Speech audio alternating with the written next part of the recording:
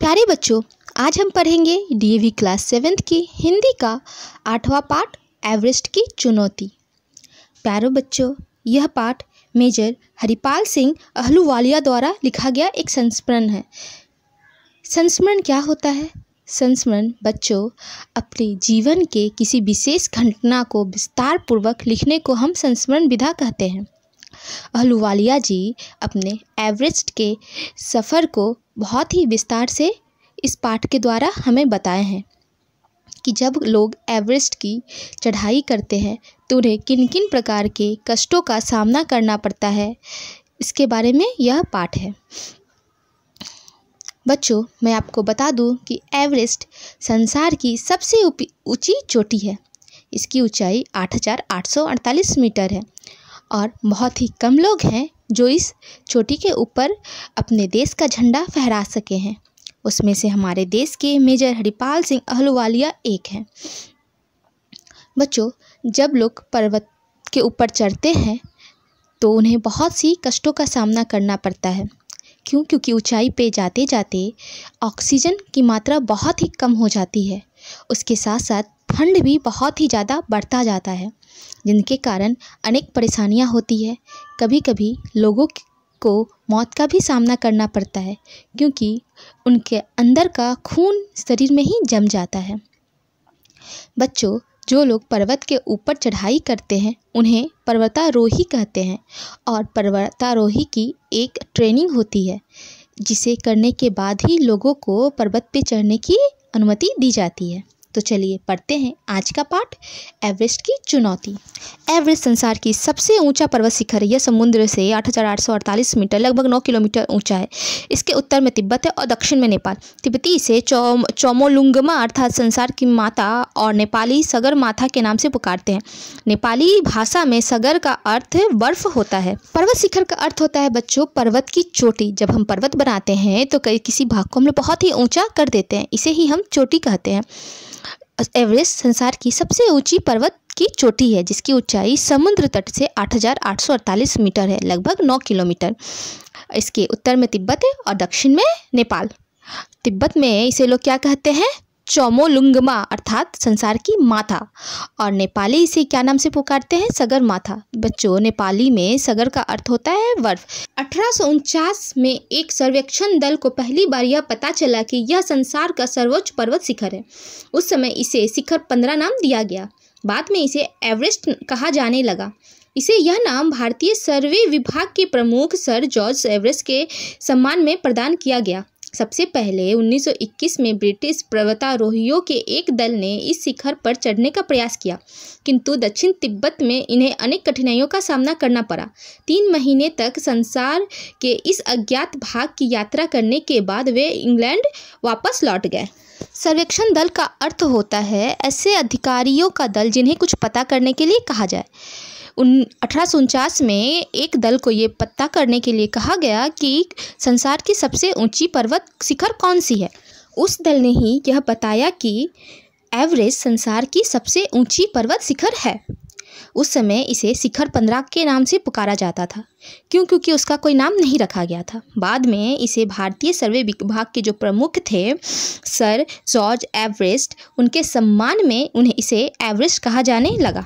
बच्चों, 1921 में पहली बार ब्रिटेन के कुछ पर्वतारोहियों के एक दल ने इस चोटी पे चढ़ने का प्रयास किया, पर वे लोग इसमें सफल नहीं हो पाए और 3 महीना के कठिन अज्ञात यात्रा के बाद वे ब्रिटेन वापस लौट गए।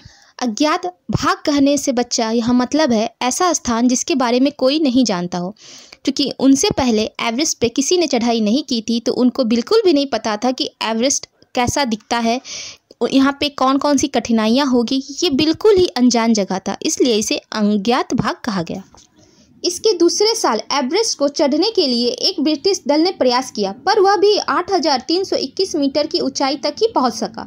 इसके बाद अनेक दलों ने इस शिखर पर चढ़ने का प्रयास किया, किंतु सर्वप्रथम 1953 में शेरपा तेनसिंग और न्यूजीलैंड के एडमंड हेनरी को शिखर छूने में सफलता मिली। इसके दूसरे साल मतलब 1922 में ही ब्रिटिश का दूसरा दल एवरेस्ट पे चढ़ने का प्रयास किया, परंतु वे लोग भी कहां तक चढ़ पाए थे? सिर्फ 8,321 मीटर ही चढ़ पाए थे।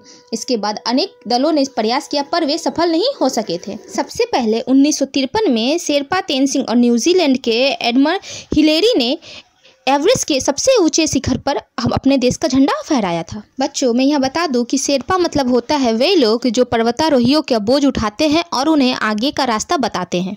इसी शिखर को छूने के लिए 26 मई 1965 को सवेरे बहुगुणा, रावत, पीवी सिंह और मैं अगले आधार शिविर से शिखर के लिए चले। बहुगुणा और रावत एक रस्सी से बंधे थे, पीवी सिंह और मैं दूसरे रस्से में। हमारे साथ सहायता के लिए 12 शेरपा थे। जब हम कैंप 4 पहुंचे, सूरज डूब रहा था।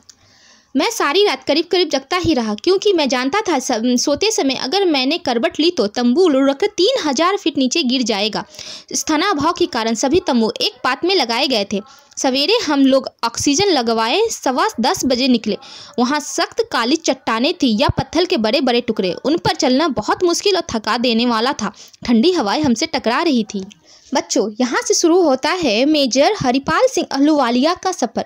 वे बताते हैं कि उन्होंने अपनी चढ़ाई 26 मई 1965 को शुरू की थी और उनके साथ 3 और लोग थे। जो बच्चों, आधार शिविर का अर्थ होता है मुख्य शिविर, जहाँ से लोग चढ़ाई शुरू करते हैं। लेखक भी अपने बाकी 3 साथियों के साथ 2 रस्सी में बंधकर वहाँ से चढ़ाई शुरू की थी। एक रस्सी में बंधे थे बहुगुणा और रावत और दूसरे में पीबी सिंह और खुद लेखक। उनके साथ उनकी सहायता के लिए 12 शेरपा थे और वे शाम को सूरज डूबने तक कैंप 4 तक पहुंच चुके थे। लेखक अपने संस्मरण में आगे बताते हैं कि उस रात वो ठीक से सो नहीं पाए थे, क्योंकि उनको लगता था कि अगर वे गहरी नींद में चले गए और करवट ली तो वो पूरे 3000 फीट नीचे गिर जाएंगे, क्योंकि स्थाना अभाव का अर्थ होता है बच्चों स्थान की कमी। स्थान की कमी के कारण सारे तंबू एक लाइन से ही लगाए गए थे। सवेर हुआ और उन्होंने अपने पीठ पे ऑक्सीजन बांधी और आगे के रास्ता के लिए निकल पड़े। पर जो आगे का रास्ता था वो बहुत ही कठिनाइयों से भरा हुआ था, क्योंकि वहाँ काली चट्टानें थी और पत्थर के बड़े बड़े टुकड़े थे जिस पे चलना बहुत ही मुश्किल हो रहा था। इसके साथ साथ चूँकि ठंड पड़ रहा था तो बर्फीली हवाएं भी उनसे आके टकरा रही थी। जब हमें अपने तंबू दूर से फहराते दिखाई दिए तो हमारी जान में जान आई। शाम होने तक हम वहां पहुंच गए। यही स्विस, ब्रिटिश और अमेरिकी अभियानों के पुराने तंबू भी थे। उन पर तभी का पूरा कचरा भी जमा दिखाई दे रहा था। हम इन तंबुओं को आसानी से पहचान गए। हमारी ऑक्सीजन खत्म होती जा रही थी, इसलिए मैं इस तंबुओं में घुस गया और रात में उपयोग करने के लिए उनके कुछ ऑक्सीजन सिलेंडर निकाल लाया। यहीं पीबी सिंह बीमार पड़ गए। उनकी जगह फू देरजी हमारे साथ आकर शामिल हो गया। यहाँ मैं बता दूं कि इस अंतिम शिविर से आगे हमें दिन रात ऑक्सीजन का इस्तेमाल करना था। बच्चों, लेखक और उनके साथी पथरीली रास्तों और तेज हवाओं से टकराते हुए अंतिम शिविर तक शाम तक पहुंच गए थे। वे जब शिविर तक पहुंचे तो अपने देश के शिविर के साथ साथ दूसरे देश के भी शिविर के तंबू लगे हुए थे, जिनमें जो पूरे कूड़े कचरे से भरे हुए थे। लेखक चुपचाप उन तंबुओं में घुस गए और ऑक्सीजन के कुछ सिलेंडर निकाल लाए, क्योंकि वहाँ से दिन रात ही सिलेंडर की ज़रूरत थी, क्योंकि वे लोग बहुत ही ऊंचाई पे अब यात्रा करने वाले थे। यहीं पे पीवी सिंह बीमार हो गए और उनकी जगह फू देरजी उनके साथ शामिल हो गए। अब देखते हैं उन्हें कौन कौन सी कठिनाइयाँ और भी देखनी है। दूसरे दिन 7:30 बजे सुबह हम आखिरी शिविर के लिए चले। अब मेरे साथ मेरे रस्से में फू दोरजी बंधा हुआ था। हमारे पीछे रावत, बहुगुणा और 7 शेरपा थे। हम जैसे जैसे आगे बढ़ते जाते थे हवा तेज होती जाती थी। 11:30 बजे हम इस पहाड़ी के उस हिस्से पे पहुंच गए जहां ढाल जरा कम था। 8,512 मीटर की ऊंचाई पर यह हमारा अंतिम शिविर था। इस शिविर से आगे 450 मीटर लंबी एक पहाड़ी थी। यह पहाड़ी बहुत सकरी और तीखी है और इसके दोनों ओर गहरे ढाल है। इसके दाहिनी तरफ बर्फ का एक बड़ा सा टुकड़ा निकला हुआ है। हमें इस बर्फ से सतर्क रहना होता था, क्योंकि इस पर पैर रखते ही यह टुकड़ा गिर सकती थी। मुख्य पहाड़ी पार कर हम दाईं ओर मुड़े। बच्चों, लेखक बताते हैं दूसरे दिन 7:30 बजे लेखक और उनके 3 साथी और 7 शेरपा के साथ उन्होंने आगे का रास्ता तय किया।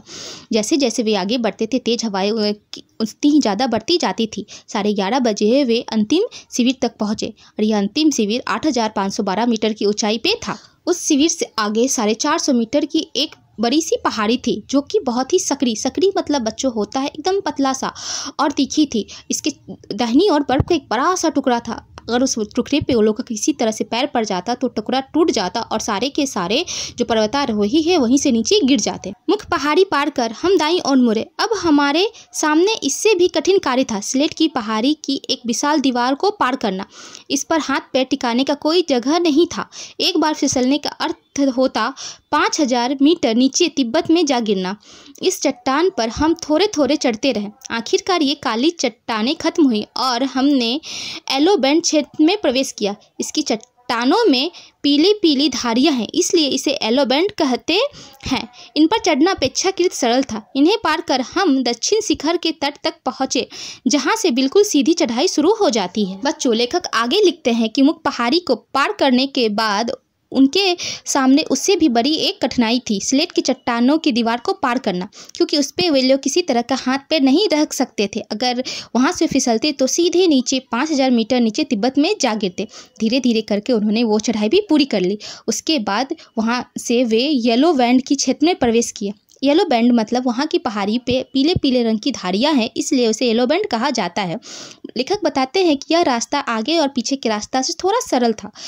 उसके बाद वहाँ से उनकी एकदम सीधी चढ़ाई शुरू हो जाती है। मेरे सिलेंडर की ऑक्सीजन कहीं से निकल रही थी, इसलिए मुझे सांस लेने में कठिनाई होने लगी। यह जानकर मैं बहुत चिंतित हुआ। मैंने देखा कि सिलेंडर के मुंह तक ऑक्सीजन ले जाने वाली नली में छेद हो गया है। यह छेद बूटे की कील से हुआ था। आसपास कहीं बैठने की कोई जगह नहीं थी, इसलिए फूदोरजी ने बर्फ़ काटकर एक छोटा सा प्लेटफॉर्म बनाया। यहाँ बैठकर मैंने टेप की सहायता से यह छेद बंद किया। अब हम खुश होकर आगे बढ़ने वाले थे कि मुझे लगा कि कोई आदमी हमारी ओर हाथ हिलाता हुआ और हाँफता हुआ बहुत धीरे धीरे बढ़ रहा है। वह रावत था। उससे मालूम हुआ कि बहुगुना बीमार हो जाने से रुक गया है। उसे अकेले ही आना पड़ा था। रावत को हमने अपनी रस्सी के बीच में जगह दे दी और जो रस्सा केवल 2 व्यक्तियों के लिए था उस पर हम 3 दक्षिण शिखर की ओर बढ़ने लगे। अभी तक कभी भी एक रस्से पर 3 व्यक्तियों ने एवरेस्ट की चढ़ाई नहीं की थी। 2 व्यक्तियों के साथ एक रस्से पर चढ़ना 3 व्यक्तियों की अपेक्षा कितना सरल होता है, इसलिए हमारी आगे बढ़ने की रफ्तार काफ़ी कम हो गई। धीरे धीरे बहुत सतर्कतापूर्वक हमने दक्षिण शिखर के बड़े बड़े पर्वत पार किए। हम एकदम सीधे शिखर पर नहीं पहुँचे और शिखर के कुछ मीटर नीचे बाईं ओर मुड़ गए। इससे बहुत वक्त लगा, क्योंकि एक बार में एक व्यक्ति ही चल सकता था। जब एक चलता तो अन्य 2 संभलकर रस्से को थामे रहते। अब हम एक सकरी गली में पहुंच गए और जिसे मैंने इंडियाज डेन नाम दिया। यहाँ पहुंचकर हम बहुत प्रसन्न हुए। बच्चों, लेखक जब आगे बढ़ रहे थे तो उनको लगा कि उनके ऑक्सीजन सिलेंडर लीक हो गया है और उनका ऑक्सीजन कहीं से लीकेज हो रहा है। उन्होंने ध्यान से देखा तो जो पाइप उनके मुँह और ऑक्सीजन से जुड़ी हुई थी उस पर एक छेद हो गया। यह छेद उनके बूटे से हुआ था। बूटों मतलब बच्चों पर्वत पर चढ़ने के लिए कांटेदार बूट होता है, मतलब जूता होता है, जिसकी सहायता से पर्वतारोही आसानी से बर्फ या पथरीली चट्टानों पर चढ़ते हैं। उस नोकीली कील से ही उनके पाइप में छेद हो गई थी। उनके साथ जो उनका दोस्त फ्रू था, उन्होंने वहाँ पे बर्फ़ को ही काट के बैठने की जगह बनाई और दोनों वहाँ पे बैठ के अपने सिलेंडर पे टेप साटे थे और उनके बाद वो बहुत खुश हो गए थे। वे आगे बढ़ने ही वाले थे कि उनको लगा कि कोई हाथ हिलाकर उनको बुला रहा है। उन्होंने ध्यान से देखा तो कौन था? रावत था। रावत जब वहाँ पहुँचे तो उन्होंने बताया कि बहुगुना बीमार हो गए हैं, अब वो आगे नहीं जा पाएंगे। तो उन लोगों ने अपनी ही रस्सी के बीच में रावत को जगह दे दी थी। बच्चों, ऊपर चढ़ने के लिए एक रस्सी में सिर्फ 2 ही लोग बंधे जाते हैं, लेकिन यह पहला ही बार था कि एक रस्सी में कितने जन बन गए थे बच्चों? अब 3 जन बन गए थे, जिससे कि आगे चढ़ना बहुत ही कठिन हो गया था। बच्चों, उसके बाद तीनों धीरे धीरे करके बहुत ही सावधानी से दक्षिण शिखर के बड़े बड़े पर्वत को पार किए। उसके बाद वो लोग ऊपर न चढ़कर बाईं ओर मुड़ गए। उसके बाद वो धीरे धीरे कर आगे बढ़ने लगे, क्योंकि उनको आगे का जो रास्ता था बहुत ही पतला था और एक बार में सिर्फ एक आदमी ही आगे बढ़ता था। अगर एक आदमी जब बढ़ता तो बाकी के 2 आदमी रस्सी को बहुत ही संभाल के पकड़ते कि किसी तरह रस्सी टूट ना जाए। इसके बाद वो लोग जिस सकरी गली में पहुंचे, उस सकरी गली को इस पाठ के लेकर हरिपाल सिंह ने नाम दिया इंडियाज डेन। वहां पहुंच के लोग बहुत खुश हुए। अब मुझे सबसे बड़ी चिंता हिलेरी की चिमनी की थी, क्योंकि पहले के विवरणों के अनुसार शिखर के मार्ग में यही सबसे बड़ी बाधा थी। लगभग 10 मीटर एक सीध में नीचे उतरकर हम कुछ चट्टानों तक पहुंचे। वहां से एक सकरा सा रास्ता चिमनी तक जाता था। दक्षिण की ओर बर्फ के बड़े बड़े ढेर थे और हमें बड़ी कुशलता से उन पर कदम रखे बिना आगे बढ़ जाना था। इन्हें देखकर डर लगता था। बीच में चल रहे रावत ने जिम्मा लिया कि हम दक्षिण की ओर न जाएं और हमारे कदम चट्टानी हिस्से पर ही पड़ते रहे। यहाँ कुछ बड़ी बड़ी चट्टानी थी जो नीचे से ढीली थी। कई बार हमें कूदकर एक दूसरे चट्टान पर जाना पड़ता। इन चट्टानों के बीच से नीचे की ओर नजर डालते ही हम थर्रा उठते। नीचे 250 से 3000 मीटर तक गहरे गार थे। बच्चों, जब लेखक इंडियाज़ डेन तक पहुंच गए तो लोग बहुत खुश हुए, लेकिन उसके बाद वो लोग की जो चिंता थी वो बढ़ गई कि हिलेरी की चिमनी कैसे वो लोग पार करेंगे, क्योंकि रास्ता बहुत ही सकरा था और बर्फ़ के बड़े बड़े ढेर थे और उस पर बिना पैर रखे वो लोग को आगे बढ़ना था। कभी कभी ऐसा होता था कि वो लोग कूद कर एक पत्थर से दूसरे पत्थर पर जाते थे। इसी प्रकार वो लोग आगे बढ़ते गए। अब हम हिलेरी की चिमनी के ठीक नीचे पहुंच गए। इसी बांधा पर हमें सबसे अधिक डर था। हर पर्वतारोही इस चिमनी से परिचित है, जो चट्टान और बर्फ के ढेर के बीच 13 मीटर ऊंची खाड़ी है। चट्टान पर हाथ पैर रखने की कोई जगह नहीं और बहुत ज़्यादा चिकनी होने के कारण यह बहुत बड़ी समस्या है। मैंने कोशिश की कि हाथ रखने का जरा सा भी स्थान पा जाऊं, पर मुझे कुछ नहीं मिला। बर्फ़ के ढेरों के कारण दक्षिण की ओर से इसे पार करना बहुत खतरनाक था। बाईं और भी ढलाव चट्टानें थी जिन्हें पार करना असंभव था। फू दोरजी ने इस पर चढ़ने की कोशिश की, वह बार बार फिसलता ही रहा। तब उसने चट्टान में बर्फ की कुल्हाड़ी की मदद से छेद करने की कोशिश की और इसके सहारे ऊपर चढ़ा। वह जमी हुई बर्फ में अपने जूतों की कीलें गाड़ देता और कुल्हाड़ी की मदद से शरीर का वजन संतुलित करते हुए अचानक कुल्हाड़ी को घुमाकर ऊपर दीवार में गाड़ देता और इस तरह ऊपर चढ़ जाता। रावत उसे सहारा दिया था। फू दोरजी तनिक सा भी फिसलता तो हम तीनों नीचे आ रहते, क्योंकि तीनों एक ही रस्सी से बंधे हुए थे। आखिरकार फू दोरजी बिल्कुल ऊपर पहुंच गया और हमें दिखाई देना बंद हो गया। वह चिमनी की चोटी पर पहुंच गया था। रावत चट्टान पर फिसल रहा था और उसे तथा उसके बाद मुझे फू दोरजी ने ऊपर खींच लिया। यहाँ भी बड़ी बड़ी चट्टानें थी और जैसे ही हमने उन पर पैर रखा वे हिलने लगी। इस बाधा को पार करने में हमें 20 से 30 मिनट लगे होंगे। बच्चों, हिलेरी की चिमनी बर्फ के ढेर के बीच 13 मीटर ऊंची एक खाड़ी थी, जिसे पार करना पर्वतारोहियों के लिए सबसे बड़ी समस्या थी। क्योंकि यह बहुत ही चिकनी थी, इतनी चिकनी थी कि वहाँ पे हाथ पैर रखने से वो स्लिप कर जाता था। फू दोरजी ने क्या किया, वह कुल्हाड़ी लेता और ऊपर पहले उसे गाड़ देता, फिर अपने जूतों के सहारे उसके ऊपर खुद को खींच लेता, फिर वो कुल्हाड़ी को उसके ऊपर आगे बढ़ाता और फिर अपने बदन को संतुलित करके थोड़ा सा आगे बढ़ता। इस तरह करते करते वो सबसे ऊपर चढ़ गया। इतना ऊपर चढ़ गया कि वो दिखाई भी नहीं देता था। लेकिन अगर फू दोरजी अगर नीचे गिरता तो उसी के साथ तीनों ही एक साथ नीचे गिर जाते, क्योंकि तीनों एक ही रस्सी से बंधे हुए थे। फू दोरजी ऊपर चढ़ने के बाद अपने दोनों साथियों के भी ऊपर खींच लिया, पर वहाँ पहुँचने के भी बाद बच्चों वहाँ पे भी बहुत ही बड़ी बड़ी चट्टानें थी जिस पे पैर रखने से वो हिलने लगती थी।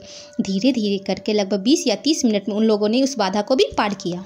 अब हम बर्फ के एक चबूतरे पे थे। वहाँ हम कुछ देर सुस्ताने के लिए रुके। यहाँ से आगे ढलान कुछ कम हो गया और पहले की तरह बाईं और चट्टान और दाईं और बर्फ थी। पहाड़ी अभी खत्म नहीं हुई थी। चिमनी पार करके हम यह सोचकर खुश हो रहे थे कि अब हम शिखर के बिल्कुल पास आ गए हैं, लेकिन पहाड़ी का यह टुकड़ा खत्म होने में ही नहीं आ रहा था और हमारा संघर्ष अधिक कठिन होता जा रहा था। सांस लेना पहले से भी अधिक मुश्किल हो गया था।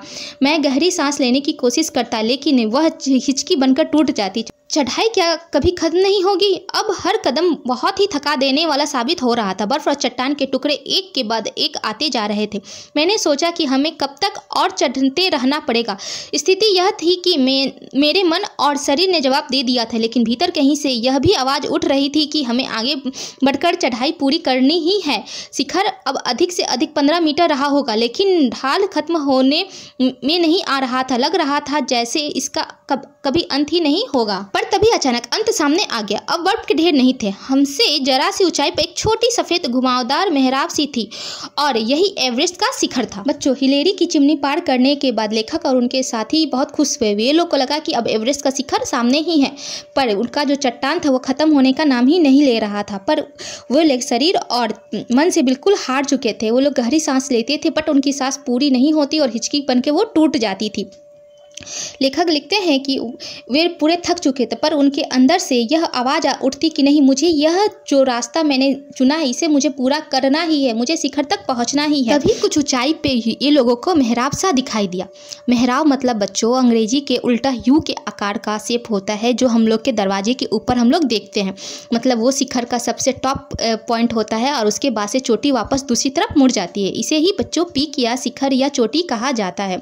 वही एवरेस्ट का शिखर था और मतलब ये लोग एवरेस्ट पे चढ़ चुके थे। हम चोटी पर पहुंच रहे थे। परस्पर बाहें डालकर हम 1 मीटर और ऊपर चढ़कर शिखर के बिल्कुल अंतिम भाग तक पहुंच गए। अब हमें और चढ़ना नहीं था। ऑक्सीजन के मुखौटे और बर्फ के टुकड़ों से चेहरे बिल्कुल ढके होने पर भी हम एक दूसरे से अपनी प्रशंसा छिपा नहीं सके। हमने एक दूसरे की पीठ जोर जोर से ठोकी। पिछले दल द्वारा गाड़ा हुआ तिरंगा झंडा हालांकि फट गया था, लेकिन गर्व से अभी तक लहरा रहा था। इधर उधर अन्य दलों के झंडे तथा निशानियां भी पड़ी हुई थी। हमने घूमकर चारों ओर लंबी नजर डाली। हमारे उत्तर की ओर तिब्बत का पठार पर एक नजर डाली और फिर दक्षिण की ओर भारत के मैदान की तरफ देखा। कुछ दूर पर आईने की तरह चमकता और सवेरे की धुंध में तैरता थयांग बोजे मठ दिखाई दिया। यह दृश्य अविस्मरणीय था। संसार को इस छत पर खड़े होकर और अपने नीचे मीलों दूर तक देखते हुए मेरे मन में जो भावनाएं उठी, उसमें सबसे प्रमुख भावना विनय की थी। मेरा रोम रोम यह कह रहा था कि ईश्वर की कृपा है कि चढ़ाई समाप्त हो गई। बच्चों, जब ये लोग एवरेस्ट के शिखर पे पहुंच गए तो ये तीनों को बहुत ही ज़्यादा खुशी हुई। और खुशी क्यों ना हो, एवरेस्ट पे पहुंचना कोई आसान काम तो नहीं है। फिर इन लोगों ने एक दूसरे के पीठ ठोका और चारों तरफ देखने लगे। वहाँ पे हमारे देश का तिरंगा झंडा भी फटा हुआ था, पर फिर भी वो क्या बहुत ही गर्व के साथ अभी भी लहरा रहा था। इधर उधर बाकी देशों के भी झंडे वहाँ पे थे।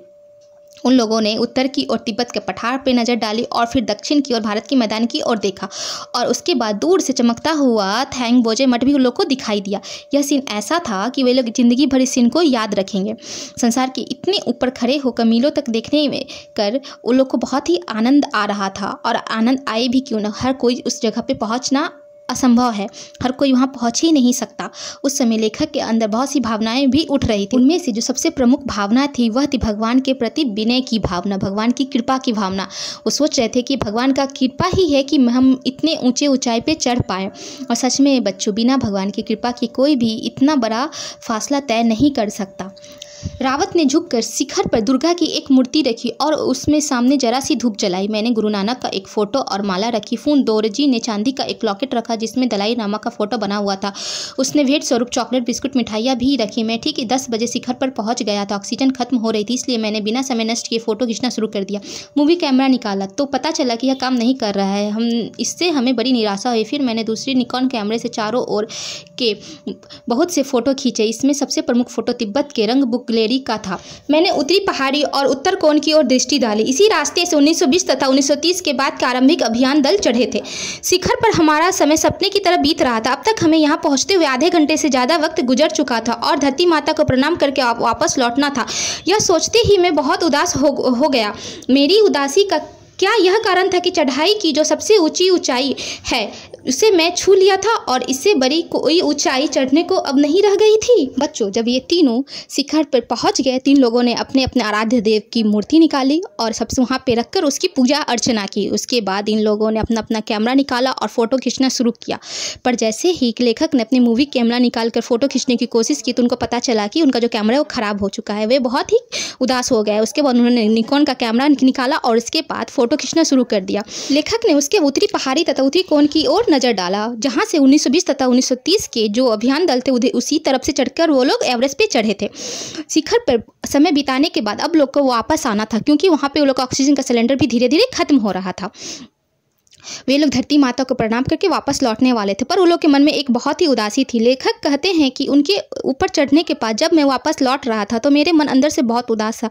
इसका उदासी के कारण क्या यही था कि मैं संसार की जो सबसे ऊंचाई है उसे छू कर मैं अब वापस नीचे आ रहा था और इससे ऊंची कोई ऊंचाई अब मुझे छूने को नहीं रह गई थी। बच्चों, आप बताइएगा।